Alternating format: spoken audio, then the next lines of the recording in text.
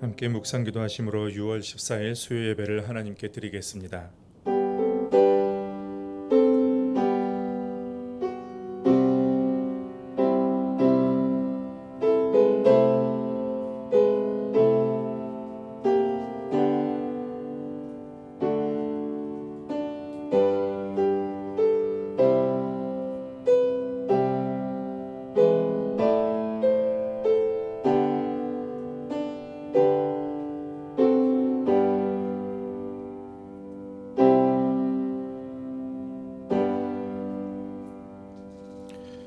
죄로 인하여서 하나님 앞에 나아갈 수 없는 그런 더러운 자들이지만 두세 사람이 내 이름으로 모인 곳에 함께 하시겠다고 약속하시고, 하나님 아버지, 이 자리에 주님께서 임재하사 믿음으로 주님 앞에 나아가 예배하게 하심을 감사드립니다.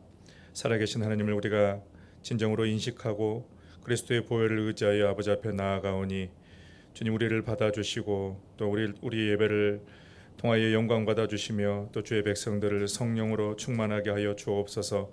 예수님의 이름으로 기원하옵나이다. 아멘. 찬송가 263장 부르신 후에 최선자 권사님 기도 인도해 주시겠습니다.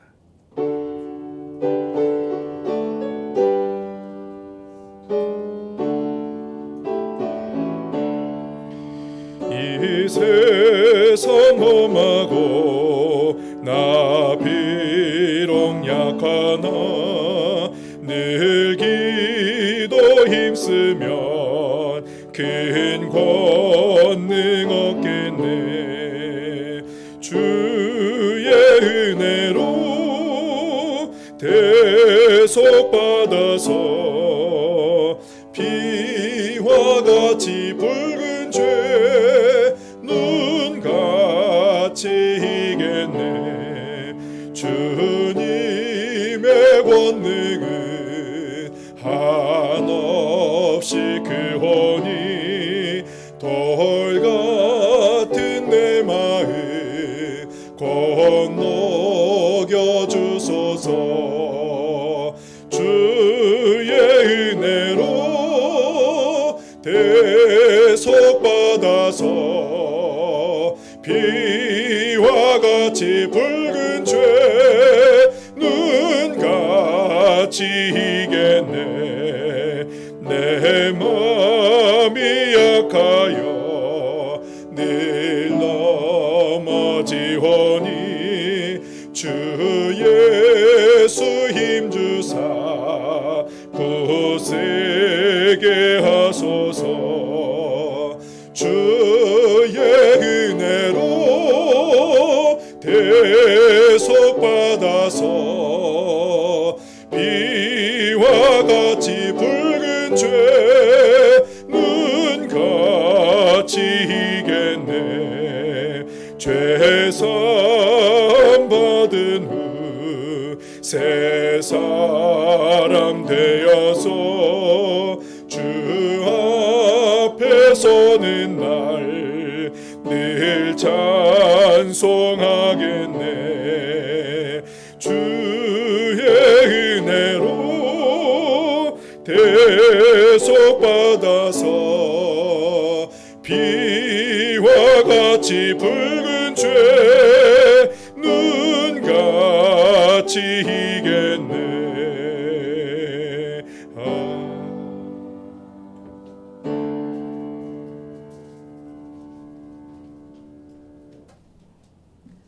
다 함께 기도드리겠습니다. 사랑의 하나님 아버지, 이 시간 예배 드릴 수 있는 은혜 내려주셔서 감사와 경배를 드립니다. 3일간도 주님께 합당하지 못한 생각과 말과 행동들, 마음 깊숙이 간직한 모든 죄의 뿌리를 치우지 못한 연약한 인간임을 주님 앞에 고백합니다. 주님, 불쌍히 여겨 주시옵소서. 이 시간 말씀 전하실 이상은 목사님께 성령 충만한 은혜로 채워 주셔서 주시는 그 말씀을 통하여 우리의 굳은 마음으로 얽힌 생각들을 깨끗이 청소하시길 간절히 원합니다. 주님의 잣대로 분별력 있는 고든 길을 갈 수 있도록 성령님 날마다 인도하여 주시옵소서. 주님께 선택받은 믿음의 사람으로 연약한 사람들의 디딤돌이 되어지며 악의 세력에 쓰임받아 우리가 넘어지지 않도록 성령님의 충만한 은혜로 내려주시옵소서. 매 순간 주님의 생각을 선택하고 주님의 행동을 본받아 값없이 받은 그 사랑의 감사를 우리 심장에 새겨 믿음의 준비된 자로 살아갈 수 있는 지혜를 더하여 주시옵소서. 이번 토요일 아등부 캠프 새거 비치로 모든 사람들 오가는 길에 안전하게 지켜 주시옵소서. 우리들의 삶 속에 입으로만 찬송 드리는 것이 아니라 모든 삶으로 하나님의 이름을 높이며 우리의 믿음에 따뜻한 온기가 넘치는 성령 충만한 기쁨과 감사의 삶을 우리가 살아갈 수 있도록 주님 인도하여 주시옵소서. 하나님 모든 예배를 주님께 의지하며 우리를 죄에서 구원하신 예수 그리스도 이름으로 감사하며 기도드렸습니다. 아멘.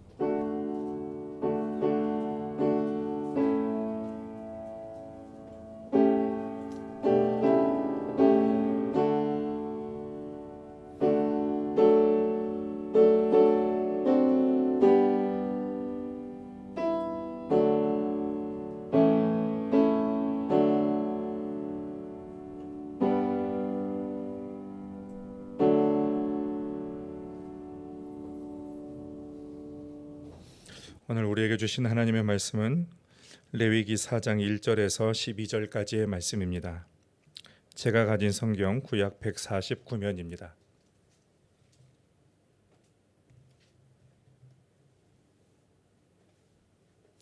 레위기 4장 1절에서 12절까지의 말씀을 교독하시겠습니다. 여호와께서 모세에게 말씀하여 이르시되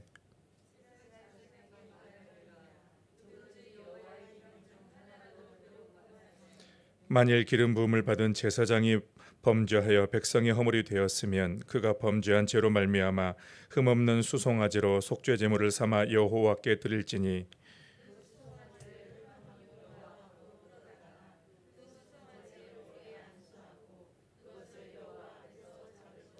기름 부음을 받은 제사장은 그 수송아지의 피를 가지고 회막에 들어가서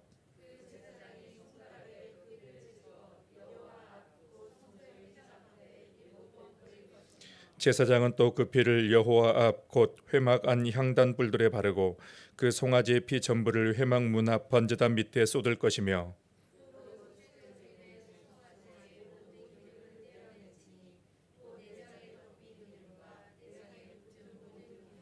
두 콩팥과 그 위에 기름 곧 허리 쪽에 있는 것과 간에 덮인 꺼풀과 콩팥과 함께 떼어내되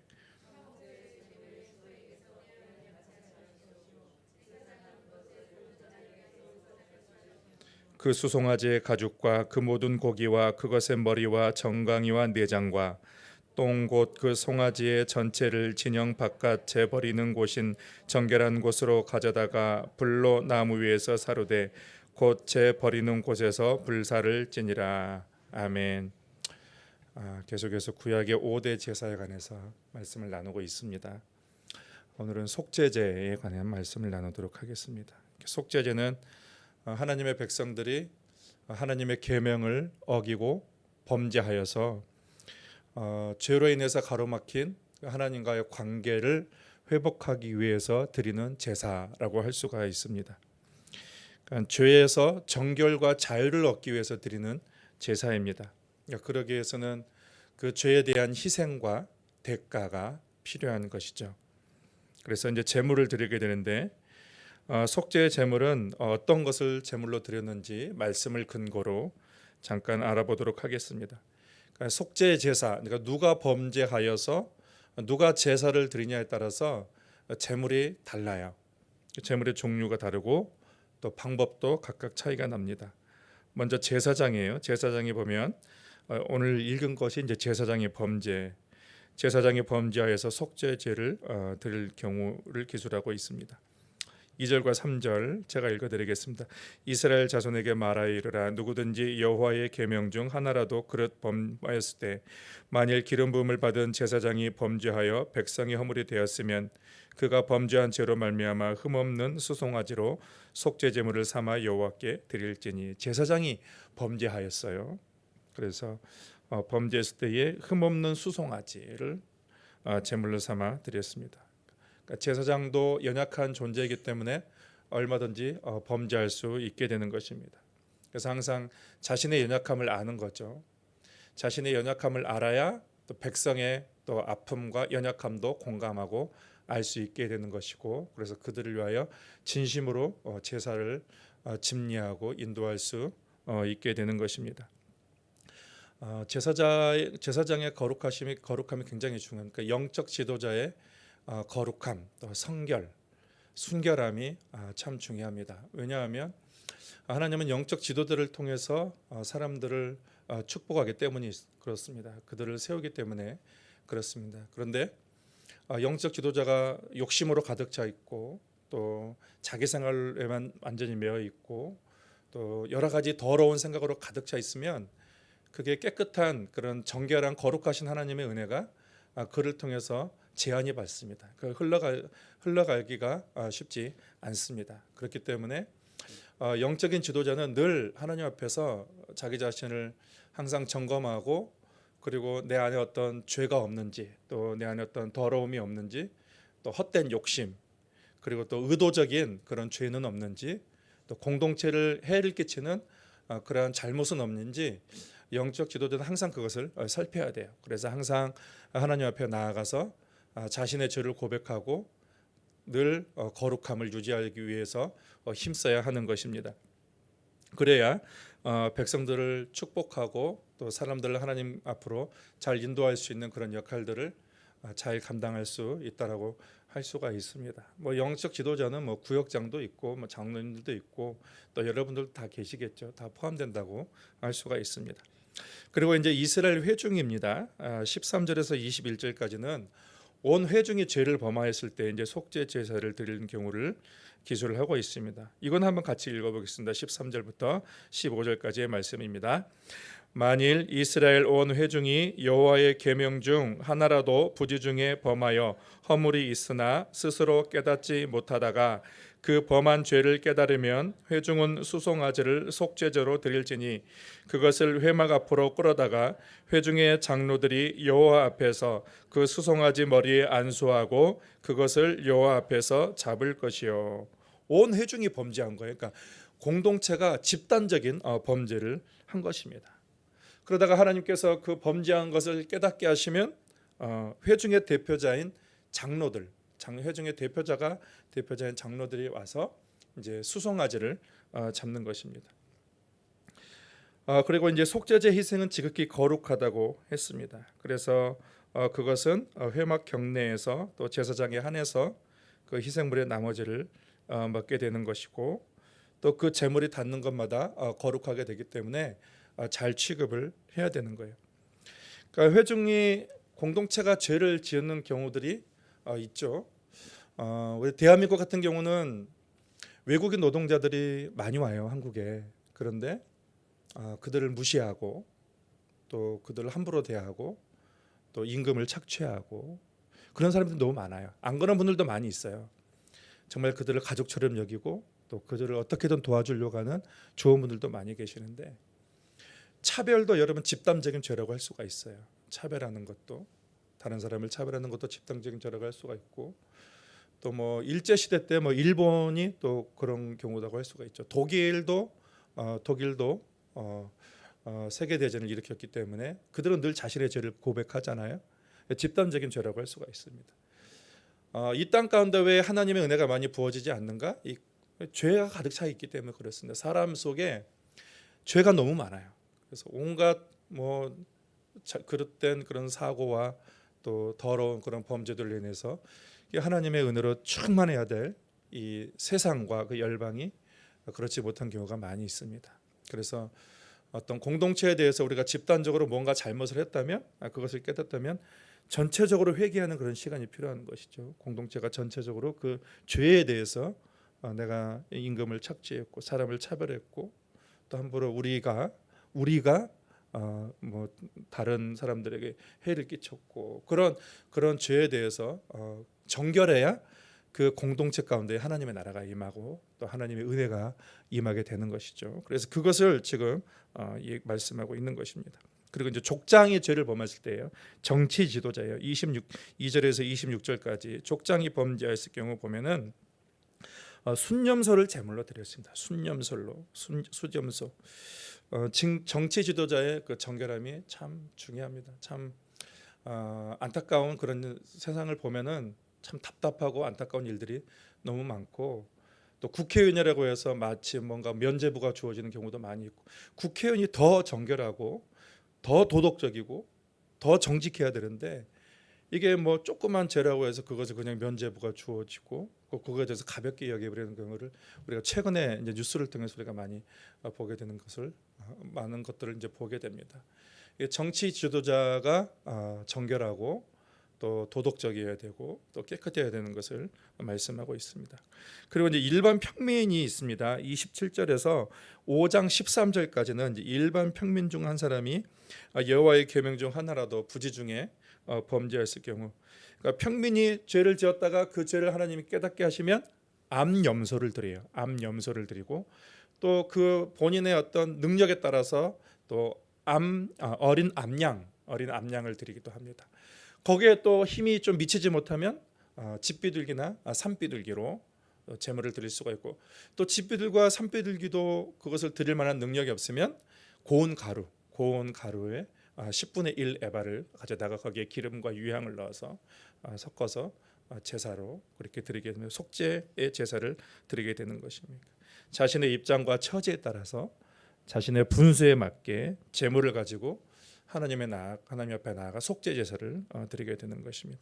그러니까 제사장의 정결을 얘기하죠. 제사장이 죄 가운데 빠지지 않도록 사사로운 욕심도 갖지 않도록 제사장의 정결 그것을 얘기하고 있고 또 공동체의 정결, 이 집단적인 그런 집단적인 죄를 다루고 있고 또 정치 지도자의 정결 그리고 백성 한 사람 한 사람. 그러니까 결국 하나님은 뭘 원하셔요? 모든 사람의 정결함을 원하시는 거죠. 온 열방과 한 사람도 빠지지 않고 남녀노소 할 것 없이 모든 사람이 하나님 앞에 그 거룩하고 정결하길 원하신다라는 것입니다. 그래서 이러한 상세하게 기록되어 있는 어떤 속죄제의 규례를 보면서 우리는 하나님의 공의로운 성품을 봅니다. 죄를 미워하시는 그리고 죄를 심판하시는 하나님의 공의로운 성품을 보고 또 그러한 연약한 죄인들을 또 용서하시는 그런 하나님의 자비와 그 사랑을 동시에 볼 수 있는 것이 속죄제라고 할 수가 있습니다. 속죄제의 절차는 범죄한 사람이 드리는 것에 따라서 조금씩 차이가 있지만 저는 오늘 본문 읽은 수송아지 제물만 가지고 먼저 말씀을 드리겠습니다. 먼저 이제 그 범죄한 사람이 수송아지를 가져오죠. 제물을 가져오고 제물 위에 안수를 하고 그 다음에 이제 잡습니다. 제단 북편에서 잡습니다. 그리고 피를 흘리게 됩니다. 안수한다는 것은 그 원어적으로 보면 꾹 누른다, 세게 누른다라는 거예요. 세게 누른다는 것이 뭐예요? 철저하게 자기의 모든 죄를 철저하게 전가시킨다, 제물에게 전가시킨다라는 것을 의미하고 있습니다. 그리고 이제 그걸 잡아서 그 제사장은 그 피를 가지고 예전에는 다 이전의 제사는 어떻게 했냐면 다 회막 그 뜰에서 들었거든요. 근데 이제는 성수 안으로 가지고 갑니다. 성수 안으로 가져가서 이제 회막문 앞에 뿌리고 그리고 향단 뿔 향단에 바르는 그런 일들을 하게 됩니다. 그리고 나머지 피는 다시 번제단 앞으로 가지고 나서 번제단에 다 쏟아냅니다. 그림을 좀 보여드려야 되는데 제가 그러지 못했네요. 그리고 이제 또 화목제하고 비슷해요. 나머지는 이제 기름들은 다 태우죠. 내장에 있는 기름, 또 간의 껍풀, 그리고 콩팥에 있는 기름들을 다 태우고 나머지 이제 모든 고기들은 내장과 함께 정결한 곳에서 불사르게 됩니다. 정결한 곳으로 짐 바깥에 재버리는 곳으로 가서 버리게 됩니다. 그래서 속죄제는 화목제하고 비슷한 절차를 가지고 있습니다. 그런데 제물의 피와 제물의 고기를 어떻게 처리하느냐에 따라서 차이가 있게 되는 것이죠. 제가 뒤에 여러 가지 기록했는데 집중력의 한계가 있는 것 같아요. 넘어가겠습니다. 이런 식으로 해가지고 이제 그 속죄제를 드리게 됩니다. 속죄제에 관한 규례를 우리가 성경적인 성경을 근거로 이제 살펴보았는데 오늘 우리에게 주는 의미를 좀 알아보도록 하겠습니다. 그러니까 사람이 연약하여서 지은 죄를 용서받을 수 있도록 하나님께서 제정하신 제사다라고 할 수가 있습니다. 본문에 보면 그릇 범죄하여라는 말이 나와요. 여호와의 계명 중 하나라도 부지 중에 범하여. 부지 중에라는 말 대신에 본의 아니게 또 깨닫지 못한 채 무심코, 그러니까 사람이 무심코 죄를 지을 수 있다라는 것입니다. 본인이 의도하지 않아도 사람이 본의 아니게 또 깨닫지 못한 상태에서도 죄를 지을 수 있다라는 것입니다. 그래서 우리가 기도할 때 알고 지은 죄, 모르고 지은 죄 다 용서해 달라고 기도하기도 하죠. 그런데 우리는 예수님을 구주로 영접하기 전에 내가 그렇게 죄인인지 몰랐어요. 어느 정도 뭐 나는 좀 부족함이 있고 연약함이 있다라는 것을 인정하지만 내가 완전히 그렇게 죄인이다라는 것들을 사람들은 크게 인정하지 않습니다. 그런데 우리가 예수님을 영접하면 어떤 현상이 나타나냐면 예수님을 영접하면 나에게 선한 것이 하나도 없구나 그것을 깨닫게 됩니다. 예수님을 믿기 전에는 그래도 나는 좀 도덕적이고 그래도 뭐 다른 사람에 비해서 나는 좀 괜찮은 사람이고 그렇게 우리가 생각을 하는데 근데 예수님이 그 안에 딱 들어가면은 예수님을 영접하게 되냐면 어떻게 되냐면 선한 것이 하나도 없구나 나는 완전히 죄덩어리구나 그것을 깨닫게 된다는 것입니다. 그래서 무엇을 행하려 하든 행하지 않든 모든 것이 난 죄밖에 없구나라는 것을 알게 됩니다. 바울은 로마서 7장 18절부터 고백을 하고 있어요. 제가 한번 읽어드리겠습니다. 내 속 곧 내 육신에 선한 것이 거하지 아니하는 줄 아노니 원함은 내게 있으나 선을 행하는 것은 없노라. 내 육신에 선한 것이 거하지 않는다. 19절에 보면 내가 원하는 바 선은 행하지 아니하고 도리어 원하지 아니하는 바 악은 행하도다. 선을 행하고자 해도 안 된다는 거예요. 안 된다는 것입니다. 원하지 않는 악만 행한다는 것입니다. 20절에 보면 만일 내가 원하지 아니하는 그것을 하면 이를 행하는 자가 내가 아니요 내 속에 거하는 죄니라. 내가 원하든 원하지 않든 항상 사람은 죄 가운데 살아간다는 것입니다. 그래서 미워하고 싶지 않은데 미워하게 되고 질투하고 싶지 않은데 질투하게 되고 다시는 화를 내지 말아야지 라는데 다시 또 짐짓 또 다시 범죄하게 되는 것. 실수하고 넘어집니다. 말 실수를 하지 않으려고 거듭해서 다짐을 합니다. 남을 비판하지 않고 부정적인 말도 이제 하지 말고 불신의 생각도 이제 더 이상 하지 않아야지 믿음의 말만 해야지 라고 역시 다짐과 행동을 하는데 근데 역시 다시 원래 상태로 돌아가는 그런 우리의 모습을 보게 됩니다. 우리가 아무리 우리 마음에 선을 원해도 우리는 그것을 이길 수가 없습니다. 그래서 바울은 뭐냐면 내가 원하는 바 선은 행하지 아니하고 도리어 원치 않는 바 악을 행하는도다 이렇게 했어요.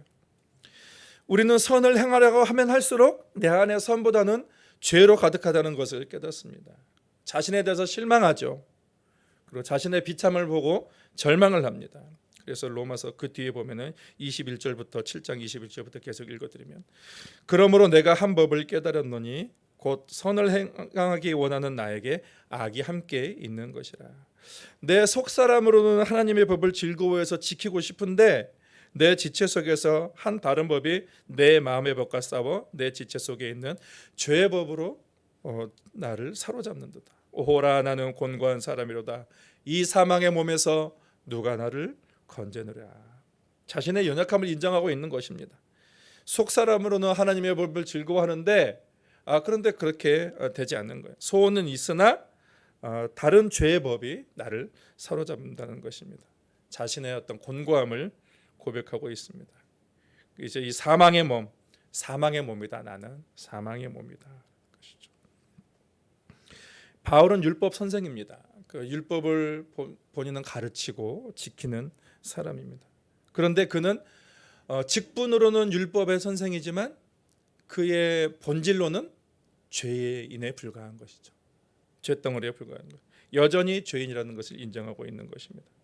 그래서 여전히 죄가 자신을 사로잡고 있기 때문에 죄를 이길 능력과 힘이 없다라는 것입니다. 죄가 자신을 꽉 붙잡고 있기 때문입니다. 이것이 인간의 본질입니다. 그러니까 다른 주석에 보니까 부지 중에 죄를 범한다는 것이 실수로 죄를 범한다라는 거. 근데 실수로 죄를 범했다고 해서 그것이 범행인 줄 모르고 죄를 지었다라는 말은 아니라는 것입니다. 죄인 줄 알면서도, 그것이 죄인 줄 알면서도 그의 연약한 성질이나 또 외부의 시험에 끌려서 죄를 짓는 그런 인간의 연약함을 얘기하고 있습니다. 왜 죄인 줄 알면서 우리는 죄를 지을까요? 죄인 줄 아는데, 안 지어야 되는데 왜 우리는 계속 죄를 지을까요? 우리가 죄덩어리이기 때문에 그렇습니다. 우리가 본질이 죄인이기 때문에 그렇습니다. 그래서 죄로 말미암아서 하나님의 형상이 깨어져 버린 인간은 죄의 종이에요. 죄의 종. 죄에서 자유로운 게 아니라 죄의 종이라고 했습니다. 선을 이룰 능력이 없습니다. 제사장일지라도 죄를 범합니다. 그리고 백성의 지도자나 족장들도 여전히 죄를 지을 수밖에 없습니다. 사람들은 도덕적으로 착한 행실로 자신의 연약함을 극복하려고 하지만 여전히 자신 안에는 선한 것이 없다는 것을 깨닫고 이내 절망을 합니다. 그래서 바울은 그런 절망을 고백하고 있죠. 나는 곤고한 사람이로다. 이 사망의 몸에서 누가 나를 건져내랴. 그렇게 고백을 하고 있습니다. 사람은 학습을 통해서 그럴듯하게 좀 성격을 바꿀 수가 있어요. 그래서 다른 사람보다 말을 좀 이렇게 부드럽게 할 수도 있어요. 또 타인에 대한 이해심도 높일 수가 있습니다. 행동 자체가 거칠지 않고 폭력적이지 않을 수가 있고 성향상 성에 대한 집착이 다른 사람보다도 또 덜할 수도 있습니다. 또 어려서부터 타인을 배려하고 돕는 그러한 것들이 몸에 익혀질 수도 있습니다. 법 없이도 살 사람이라는 칭찬을 들을 만큼 착한 사람도 있을 것입니다. 그런데 성경은 분명히 말합니다. 이사야 64장 6절에 보면 무릇 우리는 다 부정한 자 같아서 우리의 의는 다 더러운 옷 같으며, 우리가 의가 아무리 의로워도 인간의 의는 더럽다라는 거예요. 더러운 옷과 같다, 이렇게 그런 존재다라고 말하고 있습니다. 인간은 서로 비교하는 거죠. 비교해서 나는 저 사람보다 낫다, 저 사람은 저 사람보다 도덕적이고 저 사람은 저 사람보다 의롭고 선하다, 그렇게 비교에 의해서 판단합니다. 그래서 사람이 착하다, 어떤 사람을 착하다라고 얘기했을 때에 그것이 절대적인 것이 아니고 사람들이 정한 어떤 일반적인 보편적인 기준보다도 조금 더 나을 때, 비교해서 나을 때 그 사람을 착하다가 그렇게 얘기하는 거죠. 저 사람은 의롭다, 의인이다라고 얘기하는 것도 우리가 그 사람에 대해서 절대적인 의를 얘기하는 것이 아니라 사람들이 정해놓은 그 의라는 선이 있어요. 기준이 있습니다. 근데 그 기준보다도 조금 더 높은 행동이나 태도를 가질 때에 사람들은 의롭다라고 그렇게 사람들에게 얘기를 합니다. 근데 여러분, 우리의 판단은 인간의 기준이 아니에요. 성경의 기준으로 인간을 보아야 하는 것입니다. 그러니까 모든 판단의 절대적인 기준은 하나님의 말씀이 되어야 하는 것입니다. 근데 미안하지만 성경은 인간은 그 자체로 죄인이다라고 합니다. 그리고 사람들은 비교해서 어떤 사람을 의인이다 부르고 또 어떤 사람은 또 죄인이다라고 부르지만 성경은 의인은 한 명도 없다. 모든 사람이 다 죄인이다라고 합니다. 파스칼이 이렇게 얘기했어요. 파스칼은 나는 의인, 위인, 성자의 세 단어를 절대 믿지 않는다. 이 땅에는 오직 한 종류의 사람만 있을 뿐이다. 그들은 죄인이다. 이렇게 이야기를 했습니다. 인간은 본질상 죄인이에요. 부지 중에라도 무심코 언제든지 죄를 지을 수밖에 없는 그런 존재입니다. 근데 이런 죄를 가지고 우리가 하나님 앞에 나아갈 수가 없어요. 죄는 하나님과의 인간의 관계를 가로막습니다. 그리고 사람을 죄의 영향력 아래 두게 됩니다. 하나님의 은혜를 부어주시고도 해도 이 죄 때문에 은혜를 받을 수가 없어요. 하나님의 어떤 그런 축복과 또 하나님의 능력을 부어주시고도 해도 이 죄가 가득하면, 우리 안에 하나님 안에 해결되지 않은 죄가 가득하면 그 모든 것들이 다 제한되고 막힐 수밖에 없습니다. 그래서 우리가 그 죄의 문제를 그냥 그대로 두면 안 됩니다. 죄의 문제는 굉장히 심각합니다. 그러니까 하나님의 구원도 받을 수 없을 뿐만 아니라 이 땅에서 우리가 받아야 될 풍성한 생명도 누릴 수 없게 하는 것이 죄입니다. 그래서 하나님은 죄를 아주 싫어하시고 미워하십니다. 구약 시대에는 죄를 지으면 동물의 희생 제사를 속죄를 했습니다. 죄 용서를 받고 죄의 영향력에서 벗어나서 하나님과의 막힘없는 그런 관계를 다시금 찾을 수 있었습니다. 그래서 제사장은 수소를 잡고 또 온 회중도 수송아지를 잡고 그리고 족장은 순염소를 잡고 그리고 일반 평민들은 암염소와 또 암양과 그리고 집비둘기와 산비둘기와 또 고운 가루로 제사를 그때마다 죄를 지을 때마다 깨달을 때마다 대가를 치러야 되는 거죠. 그러니까 자신이 받아야 될 대가를 희생 제물에게 대가를 치르게 하는 것입니다. 제물을 바치는 사람이 그 속죄제의 제물에 안수를 하는 것은 그 죄를 전가하는 거죠. 이것은 우리의 모든 더러운 죄들, 우리가 생각나는 모든 더러운 죄를 주님께 전가하는, 십자가의 주님께 전가하는 것입니다. 그리고 제사장이 손가락에 피를 가지고 그렇게 성소의 휘장에 뿌리고 또 향단 뿔에 바르는 것은 그 예수님의 피로 인하여서 우리가 그 하나님의 앞으로 나아갈 수 있게 된다는 것입니다. 그래서 피를 이렇게 향단 뿔에 바르는 것은 그 예수의 피로 말미암아 우리가 담대하게 하나님 앞에 나아가고 그리고 우리의 기도를 할 수 있죠. 우리의 마음을 아뢰고 하나님과의 그 관계 가운데 우리가 거할 수 있게 되는 것입니다. 송아지의 가죽과 모든 부분은 짐 밖에 가져다가 불살랐다고 했어요. 11절과 12절을 보면 그 수송아지의 가죽과 그 모든 고기와 그것의 머리와 정강이와 내장과 또 곧 그 송아지의 전체를 진영 바깥 재버리는 곳인 정결한 곳으로 가져다가 불로 나무 위에 사르되 곧 재버리는 곳에서 불사를 지니라라고 했어요.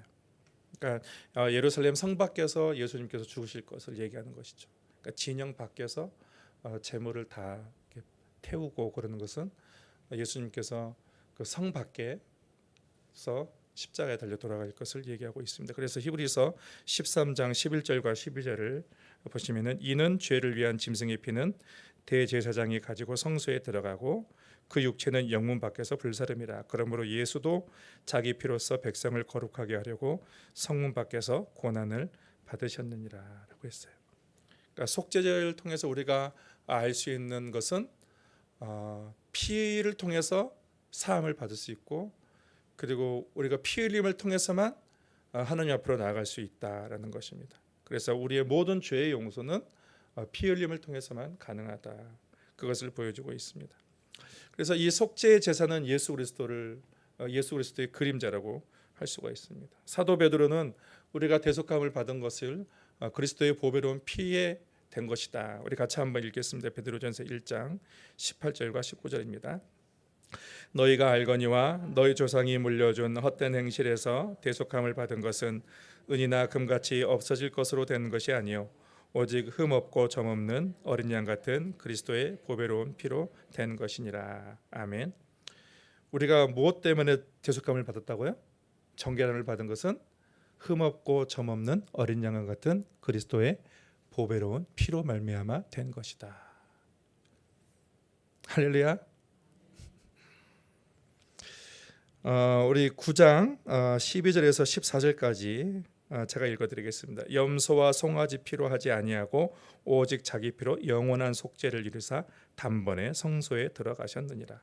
영원한 속죄, 예수의 피로 영원한 속죄를 이뤘기 때문에 우리는 더 이상 희생 제사를 드리지 않아도 됩니다. 13절에 보면 용소와 황소의 피와 및 암송아지의 죄를 부정한 자에게 뿌려 그 육체를 정결하게 하여 거룩하게 하거든 하물며 영원하신 성령으로 말미암아 흠없는 자기를 하나님께 드린 그리스도의 피가 어찌 너희 양심을 죽은 행실에서 깨끗하게 하고 살아계신 하나님을 섬기게 하지 못하겠느냐라고 했어요. 단번에 영원한 속죄를 이루시고, 그래서 우리는 예수 그리스도의 피를 의지해서 날마다 하나님 앞에 나아가 죄 용서함을 받을 수 있고 그리고 죄로부터 자유함을 얻을 수가 있게 되는 것입니다. 요한일서 1장 9절 우리 같이 한번 읽겠습니다. 만일 우리가 우리 죄를 자백하면 그는 미쁘시고 의로우사 우리 죄를 사하시며 모든 불의에서 깨끗하게 하실 것이요. 다 외우고 있는 말씀이죠, 그렇죠? 습관적으로 이제 화면을 보다가 화면이 이렇게 딱 이제 내려가면은 이게 익숙해져서 그러는데 이건 다 알고 있는 말씀이잖아요, 그렇죠? 만일 우리가 다시 한번 해볼까요? 만일 우리가 우리 죄를 자백하면 저는 미쁘시고 의로우사 우리 죄를 사하시며 모든 불의에서 우리를 깨끗하게 하실 것이요. 아멘.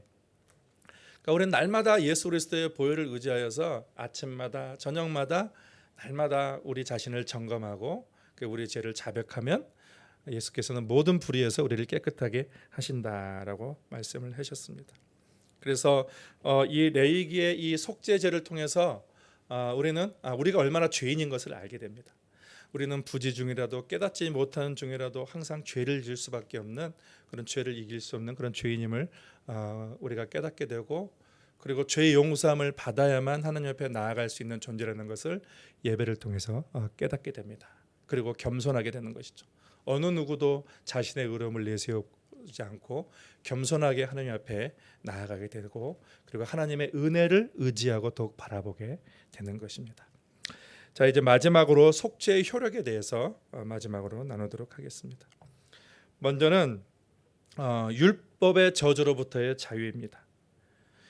그리스도의 십자가의 죽음은 우리를 율법의 저주로부터 자유하게 하셨습니다. 우리 갈라디아서 3장 13절에서 14절 함께 선포하면서 함께 합독하시겠습니다. 그리스도께서 우리를 위하여 저주를 받은 바 되사 율법의 저주에서 우리를 속량하셨으니 기록된 바 나무에 달린 자마다 저주 아래 있는 자라 하였습니다. 이는 그리스도 예수 안에서 아브라함의 복이 이방인에게 미치게 하고 또 우리로 하여금 믿음으로 말미암아 성령의 약속을 받게 하려 함이라. 아멘. 주님께서 저주를 다 받으셨다는 것입니다. 율법의 저주를 다 받으셨어요. 다 받으시고 그리고 우리를 저주 아래서 해방하셨어요. 자유롭게 하셨다는 것입니다. 여러분에게 연속적인 불행이 무엇입니까? 닥쳐오는 연속적인 불행이 무엇입니까? 혹시 그것을 저주라고 생각하십니까?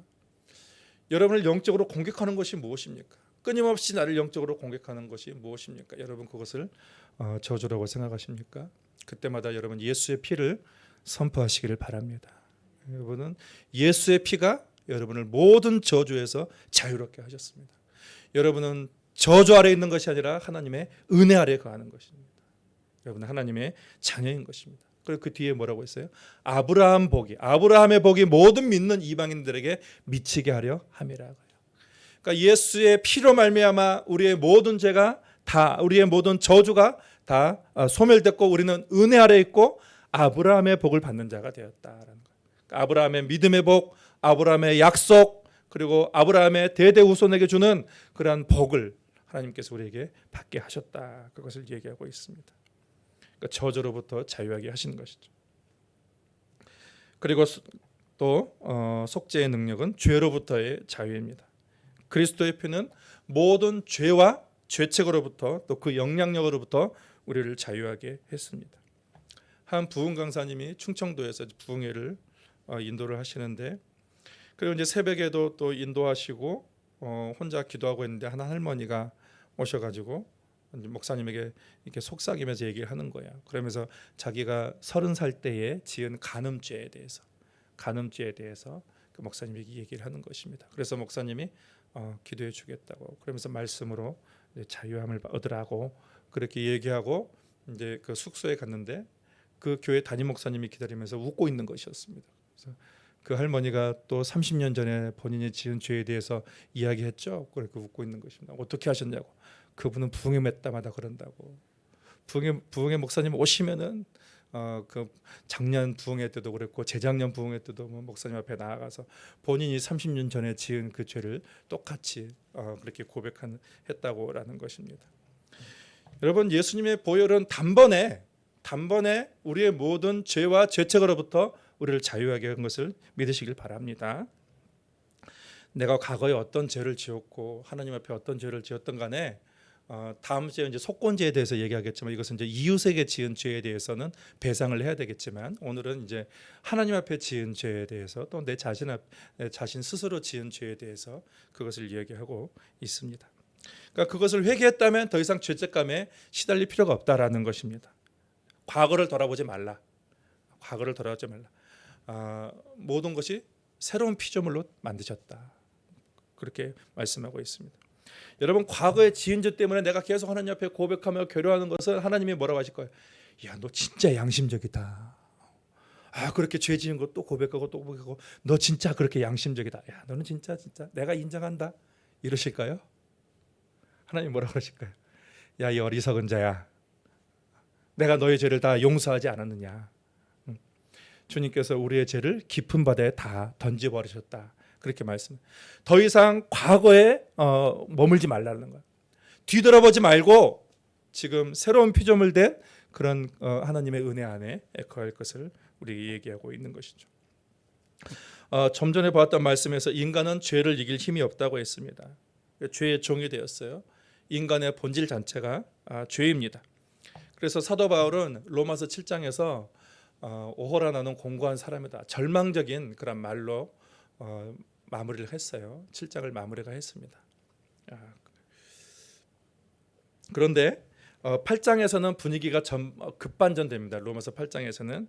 그래서 죄를 이길 수 없다는 절망 그리고 비참한 상황에 대해서 이야기하고 나서 바로 8장에서 1절과 2절에서는 바로 소망과 희망을 선포하는 것을 보게 됩니다. 우리 마지막으로 우리 1절과 2절을 같이 읽겠습니다. 8장 1절 2절. 그러므로 이제 그리스도 예수 안에 있는 자에게는 결코 정죄함이 없나니 이는 그리스도 예수 안에 있는 생명의 성령의 법이 죄와 사망의 법에서 너를 해방하였습니다. 아멘. 그리스도 예수 안에 있는 자에게는 결코 정죄함이 없습니다. 그리스도 예수 안에 있는 생명의 성령의 법이 죄와 사망의 법에서 우리를 해방하셨기 때문입니다. 그래서 우리는 죄와 죄의 모든 영향력으로부터 우리가 어떻게 됐어요? 자유롭게 되는 거예요. 죄를 이길 수 있습니다, 여러분. 전에 우리가 그리스도 밖에 있을 때는 우리는 여전히 죄인이고 죄의 종에 아래 있었지만 이제는 이제 죄의 종에서 벗어나서 우리를 해방이 되었고 그 영향력으로부터 완전히 해방이 되었고 이제 우리는 하나님의 자녀인 거죠. 의의 종으로 살게 되는 것이죠. 그렇게 살 수 있는 그런 능력을 하나님께서 우리에게 주신 것입니다. 그러므로 우리는 이 성령의 법이 우리 안에 다스리도록 날마다 우리는 성령을 사모할 필요가 있습니다. 그리고 성령을 의지해야 되는 것이죠. 아담과 하와 여러분, 아담과 하와는 성공했습니까? 실패했습니까? 아담과 하와는 실패했어요. 근데 둘째 아담이신 예수 그리스도는 성공을 하셨습니다. 그런데 또 예수님께서 또 우리에게 오셔가지고 또 더 어려운 법을 우리에게 또 행하라고 말씀하셔요. 아담과 하와는 그냥 선악과만 안 따가면 돼요. 선악을 알게 하는 것일까만 안 따. 외적인 죄만 안 지으면 됩니다. 그런데 예수님 뭐라고 그랬어요? 예수님은 미워하지 말라, 간음하지 말라. 그러니까 우리의 마음까지도 예수님은 이 마음까지도 정결하게, 마음까지도 하나님을 닮으라고 요구하고 계신다는 것입니다. 아니 아담도 그 쉬운 그 지키기 쉬운 그런 죄를 범했는데, 그런 율법을 범했는데 어떻게 우리의 마음까지도 그렇게 그 하나님의 법을 다 지킬 수 있겠습니까? 예수님은 너무도 어려운 법을 주셨거든요. 산상수훈 보면 다 우리의 마음, 원수도 사랑하라, 비난하지 말고 비판하지 말고, 우리 마음을 다 얘기하고 계신다는 것입니다. 여러분, 우리가 어떻게 그것을 죄를 이길 수 있을까요?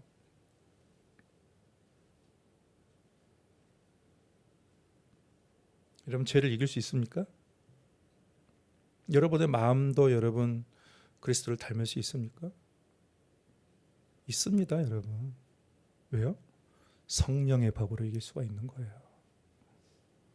내가 내 인생의 주인 되면요, 나는 그거 이길 수가 없어요. 근데 성령께서 내 안에 오시거든요. 생명의 성령의 법이 죄와 사망의 법에서 너를 해방하였음이라고 했어요. 성령이 오시면, 그러니까 예수 그리스도께서 우리의 마음에 당신의 법을 심으시겠다고 그렇게 말씀하셨거든요. 그러니까 우리의 마음이 하나님의 말씀으로 충만하고 성령으로 충만하면 다 이길 수 있게 되는 거죠. 그리스도 예수의 피가 우리를 자유케 하셨다는 것입니다. 여러분, 그리스도의 피는 놀라운 능력이 있습니다. 우리의 모든 저주로부터 자유하게 하십니다. 그리고 죄와 사망과 그 모든 악한 영향으로부터 우리를 해방시켰음을 주님 여러분 선포하시기를 바랍니다. 죄는 하나님과 우리 사이를 갈라놓습니다. 죄의 문제가 처리되지 않으면 하나님의 은혜를 결코 누릴 수가 없습니다. 죄의 속박 아래 살 수밖에 없습니다. 죄의 종으로 살다가 여전히 그렇게 죽을 수밖에 없는 것입니다. 그러나 우리는 예수 그리스도의 보배로운 그런 피의 능력을 믿고 날마다 그 피를 의지하여서 자신을 점검해 봐야 되는 것이죠. 그래서 그리스도의 피로 항상 깨끗함을 받아야 합니다. 그리스도의 피는 우리를 율법의 저주로부터 자유롭게 하셨습니다. 연속적인 모든 불행, 영적인 공격을 받고 있습니까? 예수 그리스도의 피를 뿌리고 선포하시기를 바랍니다. 나는 자유롭게 되었습니다. 율법의 저주 아래 하지 않고 하나님의 은혜와 축복 아래 거하는 자가 되었습니다. 예수의 피는 우리를 죄의 영향력으로부터 우리를 자유하게 하셨습니다. 그리스도 예수 안에 있는 자에게는 결코 정죄함이 없습니다. 생명의 성령의 법이 죄와 사망의 법에서 여러분을 해방하셨습니다. 우리의 힘으로는 이길 수 없으나 성령의 능력으로는 모든 것이 가능합니다. 여러분, 속죄절을 우리가 같이 봤는데 이 속죄절을 보면서 우리를 대신해서 속죄의 제물 대신 그 예수 그리스도를 찬양하시기를 바랍니다. 더 이상 저주 아래 있지 않고 죄의 영향력 아래 있지 않음을 선포하시고 모든 죄와 죄책으로부터 우리를 건지신 그 예수 그리스도와 날마다 동행하는 기쁨이 있는 그런 믿음의 삶을 살 수 있기를 바랍니다.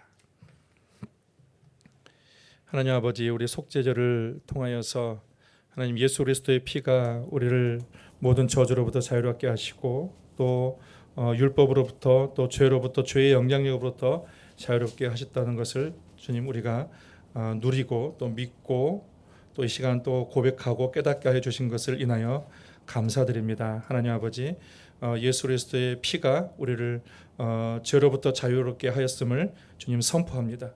예수 그리스도의 거룩하신 피가 또 우리를 모든 율법의 저주로부터 자유롭게 하였음을 주여 선포합니다. 아버지 하나님, 우리 성도들 중에 누가 또 혹시 어떤 분이라도 어떤 것에 또 영적인 그런 속박에 매여 있거나 또 여러 가지 스트레스와 또 안 좋은 생각에 매여 있다면 주님의 자유를 선포하게 하여 주시옵시고, 그래서 우리 안에 계신 그 성령님과 더불어서 자유의 은혜를 마음껏 누리며 살아가는 우리 모든 성도들 되도록 주께서 함께하여 주시옵소서. 예수님의 이름으로 기도하옵나이다. 아멘. 찬송가 268장 부르시겠습니다.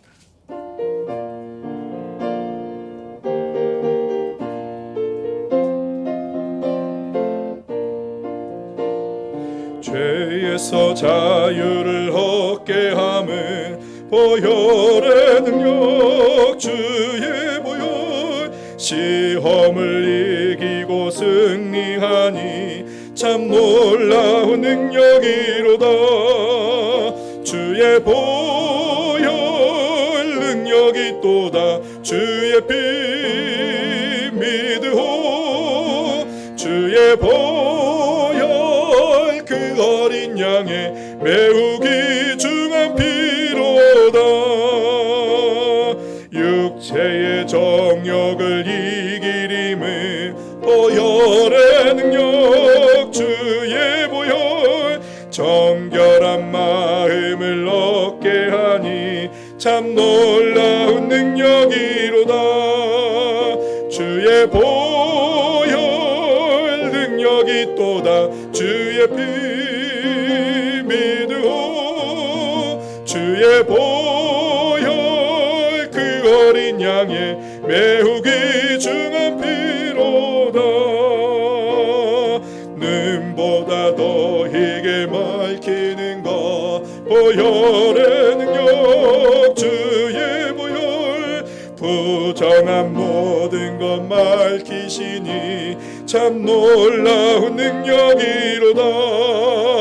주의 보혈 능력이 또다. 주의 피 믿으오. 주의 보혈 양의 매우 귀중한 피로다.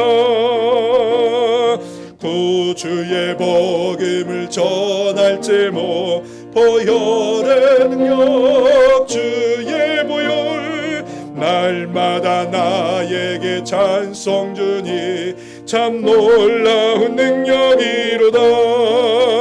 주의 보혈 능력이 또다. 주의 피 믿으오. 주의 보혈 그 어린 양의 매우 귀중한 피로다. 아멘. 주기도문으로 예배를 마치겠습니다. 하늘에 계신 우리 아버지, 아버지의 이름을 거룩하게 하시며 아버지의 나라가 오게 하시며 아버지의 뜻이 하늘에서와 같이 땅에서도 이루어지게 하소서. 오늘 우리에게 일용할 양식을 주시고 우리가 우리에게 잘못한 사람을 용서하여 준 것 같이 우리 죄를 용서하여 주시고 우리를 시험에 빠지지 않게 하시고 악에서 구하소서. 나라와 권능과 영광이 영원히 아버지의 것입니다. 아멘.